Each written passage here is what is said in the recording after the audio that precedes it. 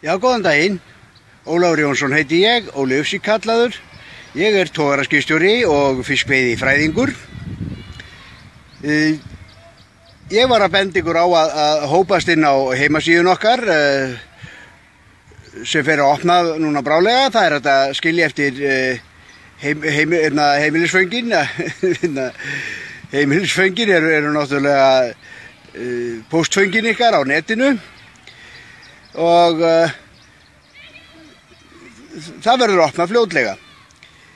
Í dag ætla ég að fara aðeins,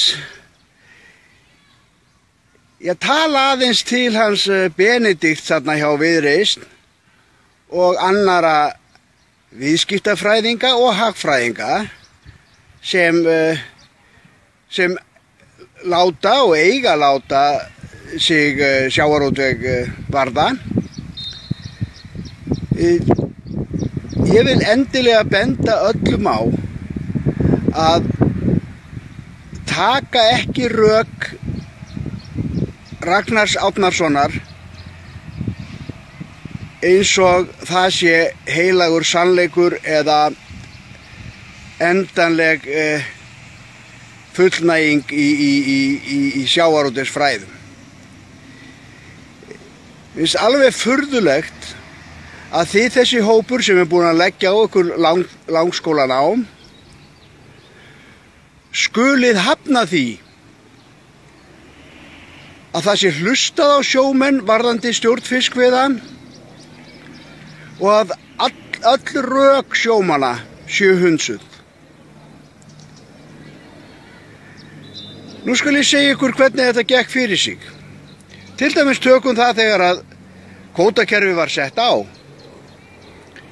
Það var alls ekki sanngjarnt gagnvart öllum, náttúrulega ekki sanngjarnt gagnvart neinum í sjálfum sér, af því að það fór á þann veg sem það fór.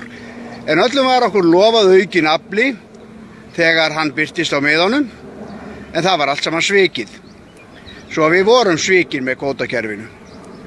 En það þótti réttlætismál að þeir sem höfðu verið í einhverjum vandræðum með skip sín á tímanum sem þessu 4 ára tímabili þar sem við máttum velja úr 3 bestu árin okkar. Þeir fengu til dæmis að halda áfram á sóknarmarki í 1 eða 2 ár, ég man nú ekki alveg hvort það var, en til þess að sýna fram á að þeir ættu meiri reynslu heldur en þeir höfðu fengið úthlutað. Eins var skipstjórakvótinn sem ég kom á. Ég óði Halldór Ásgrímsson þar sem ég var á milli skipa. Ég var 4 mánuðum áður búinn að ráða mig á annað skip og alla áhöfnina og gera samninga þar að ég var þar að fara á skip sem fekk ekki helminginn af því sem ég var með og þá var bara minn kvóti fluttur þangað yfir og var hið mesta réttlætismál. En það sem ég að benda á að það ekki hægt að fara bara upp á 1 fisk í fiskveiðistjórnun og þarf alls ekki. Þetta gengur ekkert út á einhver 1000 tonn til eða frá eða 10.000 tonn til eða frá. Þetta gengur út á aðferðafræðina sem þarf til að hámarka afraksturinn. Nú ég skal benda ykkur á það líka að handfæraveiðar voru náttúrulega frjálsar og eiga alltaf að vera frjálsar við Ísland. Ísland er fiskveiði þjóð. Við erum ein mesta fiskveiði þjóð í heimi með höfðatölu. Það er það, við eigum alveg gífurlega öflug og rík mið. Og smábátar eiga bara að vera frjálsir eins og þau voru. Að smábátar skyldu hafa verið teknir úr frelsinu bara til þess eins að bankarnir samþyktu að taka kvótandan veði, sem er náttúrulega bara glæpamál og hefði aldrei átt að líða. Taka eign þjóðarinnar að veði.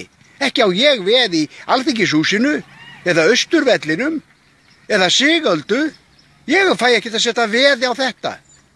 Þeir eiga ekkert að fá að setja veð á kvótan. Þetta er bara glæpamál, þetta er ekkert annað. Skoðið bara prinsipið, skoðum bara prinsipið á bak við þetta.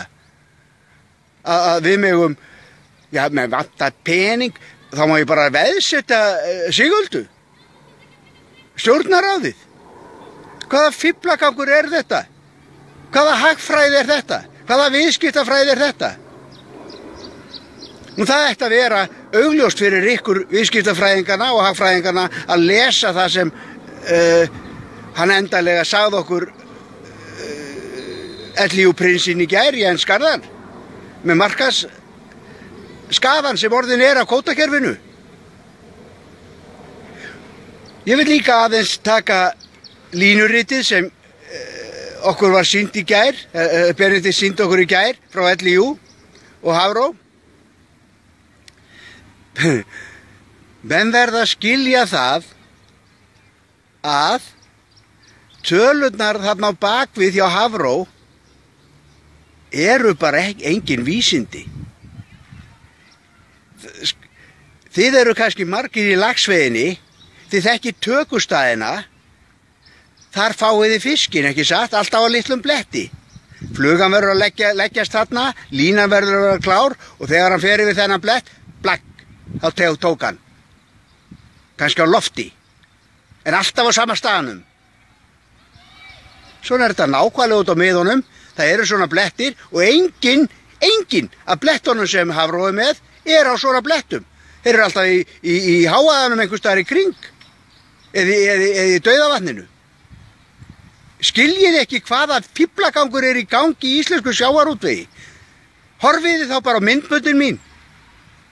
Gerið þið það bara með opnum huga og, ég meina, spurðið þið hvor er að ljúga, LIU eða ég.